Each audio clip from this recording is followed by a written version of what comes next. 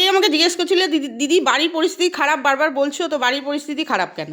তো এই হলো আমার শাশুড়িকে আগেই তোমরা আগে দেখেছো।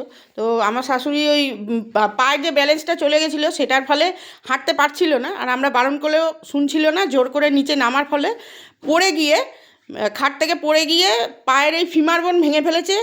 অপারেশন হয়েছে এই পাটা অপারেশন হয়েছে, এবং এটাতে লোহার রড বসিয়েছে। এইটা লোহার রড বসানো হয়েছে, হ্যাঁ। একদম ছাদে যে সেন্টারিং করা রড সেই মাল এখানে বসিয়ে দেওয়া হয়েছে। ছাদে যে সেন্টারিং করা রড যেরকম ঢালাই হয়, এইবার একটা ঢালাই হয়েছে, কোনো অসুবিধা নেই।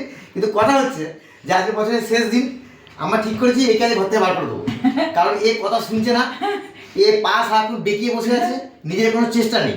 আমরা ঠিক করেছি একে, আমার না আমি ঠিক করেছি একে ঘর থেকে বার করে দেবো, নিরুদ্দেশ হয়ে যেতে পারে। যারা একে খুঁজে পাবে তারা আমার ফোন নাম্বারে যোগাযোগ করবে, কিন্তু তখনই যোগাযোগ করবে যখন এই পাটাকে তোমার সোজা করে দিয়ে ফেরাতে পারবে। এই পা নিজের ইচ্ছা করে সোজা করছে না, এই দিনকে পা সোজা করতে পারবে সেদিনকে ফেরাবে, নাহলে আমি তাকে বাড়িতে নেবো না, ও রাস্তায় পড়ে থাকবে। ঠিক আছে, আজকে রাত্রি 12টার পরে এ বাড়ির বাইরে থাকবে, যার প্রয়োজন হবে সে নিয়ে যাবে নাকি? সে নিয়ে যাবে। আর যখন ফেরাবে তখন কিন্তু মনে করবে পা এই বেড়াটা পাকে সোজা করে ফেরাতে হবে, এছাড়া কোনো চেষ্টা নেই নিজের একদম। যা করছি এই নাগায় পা সোজা করছি আর এই করছি, এই দেখো পা সোজা করছি নাগায়।